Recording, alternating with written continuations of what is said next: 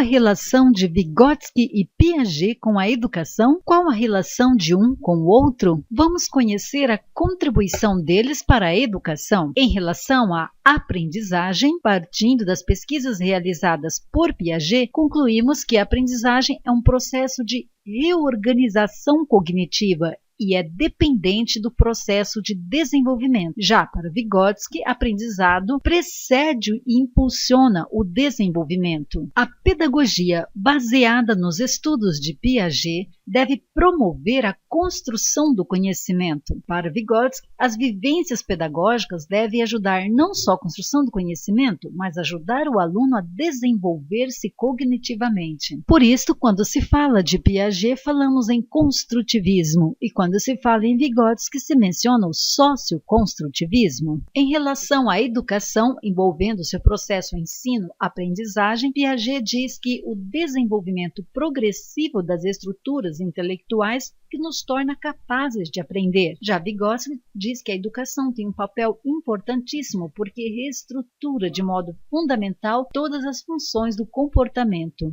Essas afirmações estão baseadas nos estudos de Piaget em relação às etapas e os estudos de Vygotsky em relação à zona de desenvolvimento proximal. Piaget mostra a evolução das estruturas intelectuais através das etapas sensório-motor, pré-operatório, operatório concreto e operatório formal. Vygotsky afirma que, a partir do contato com uma pessoa mais experiente e com o quadro histórico-cultural, as potencialidades do aprendiz são transformadas em situações que ativam nele esquemas processuais cognitivos ou comportamentais.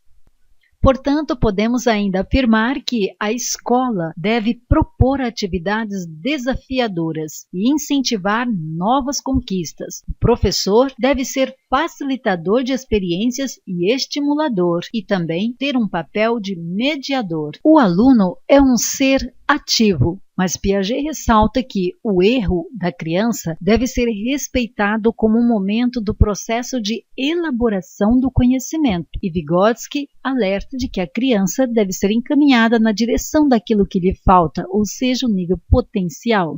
Educar não se refere à transmissão de conteúdos, mas a favorecer a atividade mental do aluno. Para Vygotsky, é favorecer a apropriação de ferramentas culturais, propiciar o desenvolvimento do uso da linguagem oral e escrita, bem como o uso de conceitos científicos. Quanto à metodologia ou método, a aprendizagem deve ser por descoberta e o ensino deve apelar para a atividade do aluno. O objetivo deve estar centrado no aluno e, segundo Vygotsky, proporcionar a apropriação ativa do conhecimento.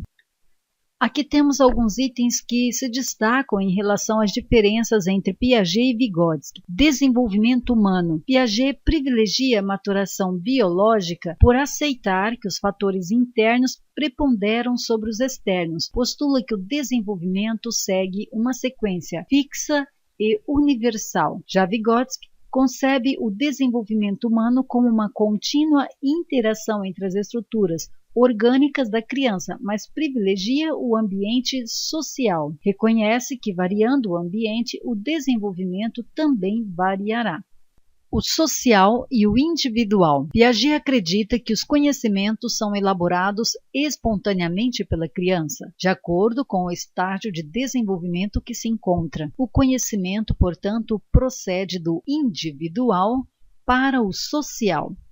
Já Vygotsky acredita que a criança já nasce no mundo social e, desde o nascimento, vai formando uma nova visão desse mundo através da interação com os adultos. O conhecimento, portanto, procede do social para o individual. Desenvolvimento e aprendizagem. Segundo Piaget, a aprendizagem subordina-se ao desenvolvimento e tem pouco impacto sobre ele. Vygotsky postula que desenvolvimento e aprendizagem são processos que se influenciam, de modo que quanto mais aprendizagem, mais desenvolvimento. Pensamento e linguagem. Para Piaget, o pensamento aparece antes da linguagem, que apenas é uma forma de expressão. Só pode ocorrer depois que a criança já alcançou um determinado nível de habilidades mentais, subordinando-se, pois, aos processos de pensamento. Para Vygotsky, o pensamento e a linguagem são processos interdependentes desde o início da vida.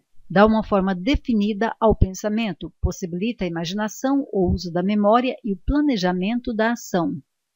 Maria Teresa da Cunha Coutinho diz que o processo de ensino-aprendizagem deve ser capaz de propiciar à criança o aparecimento de várias capacidades especiais que lhe assegurem o desenvolvimento cognitivo. E ela cita algumas atividades como domínio de novo vocabulário, que pode resultar em novas formas de expressão do pensamento. Domínio de conceitos pode favorecer o desenvolvimento da abstração. Textos de diferentes disciplinas pode levar o aluno a desenvolver análise e síntese. Trabalho em grupo favorece a superar o egocentrismo. Conceitos matemáticos favorece o surgimento de atividades operatórias tais como classificação, seriação e demais operações lógicas. História e geografia favorece ao desenvolvimento das noções de espaço, tempo, casualidade e juízos críticos. Ciências naturais estabelece as bases para a formação do pensamento lógico. Segundo ela, tudo dependerá da forma como será conduzido o processo pedagógico pelos professores e pela escola. Conheça aqui as fontes utilizadas para esta comparação entre Vygotsky e Piaget e a educação.